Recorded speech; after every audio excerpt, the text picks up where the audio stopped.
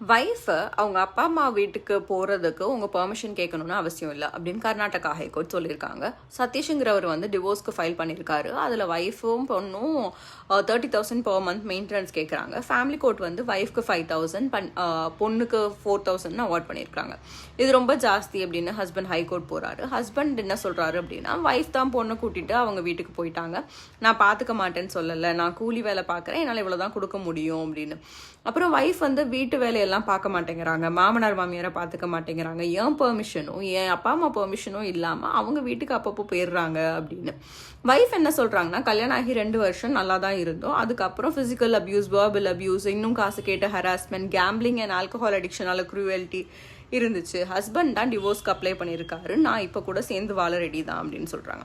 High court இதை decide பண்ணும்போது, இல்லை எங்களுக்கு புரியல, ஒரு பொண்ணு அவங்க அப்பா அம்மா வீட்டுக்கு போகிறதுக்கு புருஷன்கிட்டையோ மாமனார் மாமியார்கிட்டையோ பெர்மிஷன் கேட்கணுமா அப்படிங்கிறது. மேலும் ஹஸ்பண்ட் அவங்க ஒய்ஃபை வீட்டு வேலையெல்லாம் செய்ய சொல்லி மாமனார் மாமியாரை கவனிக்க சொல்லி கமாண்ட் பண்ணவோ டிமாண்ட் பண்ணவோ முடியாது.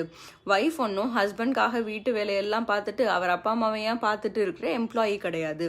வீட்டு வேலைங்கிறது வீட்டில் உள்ள பெண்களோட வேலை இல்லை, வீட்டில் உள்ள எல்லாரோட வேலை, ஆண்களும் பெண்களும் சேர்ந்து பகிர்ந்து செய்ய வேண்டியது. அப்பா அம்மாவை பார்த்துக்கிற ப்ரைமரி டியூட்டி மருமகளுக்கோ கிடையாது, அது அவங்க பொண்ணுக்கோ பையனுக்கோ தான் இருக்குது. மாமனார் மாமியாரை பார்த்துக்கிறது வாலண்டியராக இருந்தால் சரி, அதை ஃபோர்ஸ்லாம் பண்ணக்கூடாது. ஒரு ஒய்ஃப் எவ்வளோ சப்மிசிவாக ஒபீடியண்ட்டாக இருக்கிறாங்கிறத வச்சு தான் அவங்க அந்த குடும்பத்துக்கு டெடிக்கேட்டடாக இருக்காங்க அப்படிங்கிறத மெஷர் பண்ணுறது ரொம்ப ரொம்ப தப்பான விஷயம்.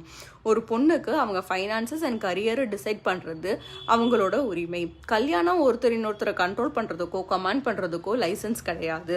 ஃபேமிலி கோர்ட் அவார்ட் பண்ண மெயின்டெனன்ஸ் அமௌண்ட் கரெக்ட் தான் அப்படின்னு சொல்லி ஆர்டர் கொடுத்துருக்காங்க.